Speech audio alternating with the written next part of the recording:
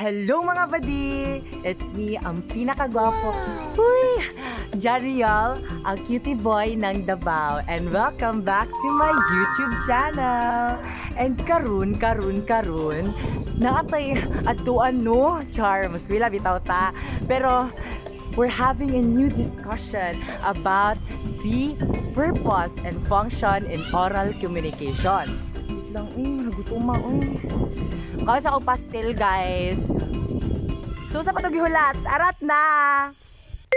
Hello! Wait lang. First and foremost, unsa din ang communication body? So, communication, it is a process of sharing and conveying information and knowledge. Unya, unsa may purpose anang communication? Wait lang, iga nga, unsa may purpose anang communication? Diba?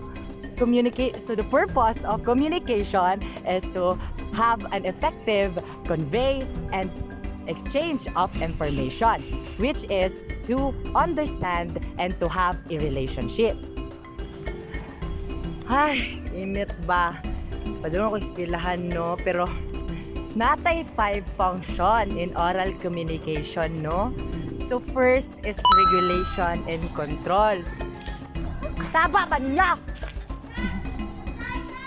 Pero first, wait lang, kabaan ni nila.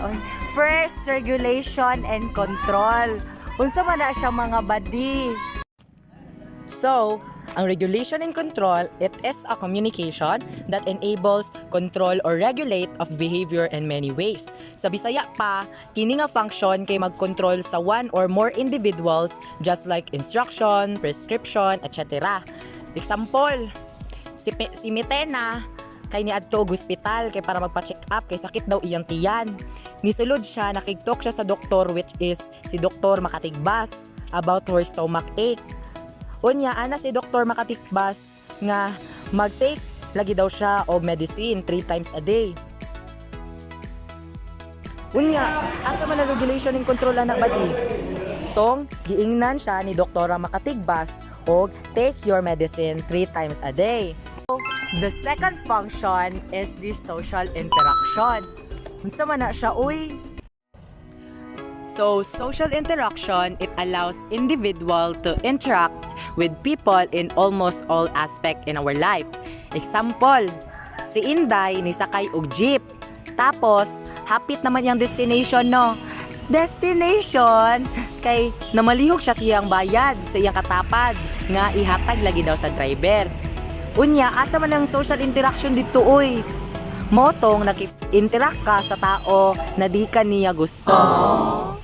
Oo nga pala, hindi nga pala tayo. Eme, char!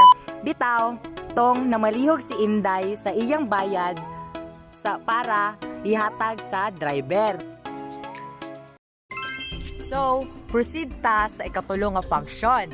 Kini kay ang motivation. Murag kabalo naman mo ani oy. Motivation, it is a form of communication that motivates or encourage a certain individual to live better. Just like motivational speech, motivational words ug unsa pa.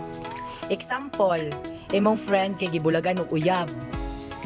Deserve eme. Niya giduol nimo para i-comfort.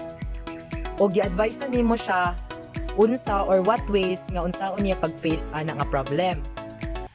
Gihatagan nimo siya motivational words that made her feel light to that situation. Okay? Okay. Lagi atay nila nagsundan. Dali tabi. So, the fourth one is the emotional expression. Unya unsa man na siya di ay? So, emotional expression, it is a form of communication that facilitates people's expression. Sa Bisaya pa, kay unsang emotion or feeling nga ma-feel nimo nga di na ikaw ang gusto. Kung tayo talaga. Char! Bitaw oy, sa Bisaya pa, kay unsay emotion na ma-feel nimo to that communication. Example, si Mauring kay ni-attend og seminar. Tapos naay lalaki ni duol sa front nga sharer. Tapos, nakahilak siya, kaya nakarelate lagi daw siya sa kaagi sa sharer. So, buhi pa ba ta? Buhi pa. Last na ni Uy. So, the fifth And last but not least is the information dissemination. So, unsa man day na siya? Information dissemination, it is a form of communication that convey a specific message. For example, nag-mall ka, then naay ni duol si imo nga sales lady. Nga ana siya nga paliton lagi daw ilang produkto nga skincare kay effective lagi daw. Unya, asa man ang kuan dito ang information dissemination, mao tong nag-sales talk ang sales lady si Moha nga paliton lagi daw na nga skincare kay effective. That concludes our discussion karon mga badi. So, namoy natun-an? We, sure jud mo namoy natun-an. Pero bitaw, review sa ta. First, pila man kabuk function sa oral communication? We, sige daw. Okay. Moto ang regulation and control, motivation, social interaction, the emotional expression, and the information dissemination. Saba! Nasaba kay mo. Char. Pero bitaw. Hala, no. Today, late na ko, day. Bala.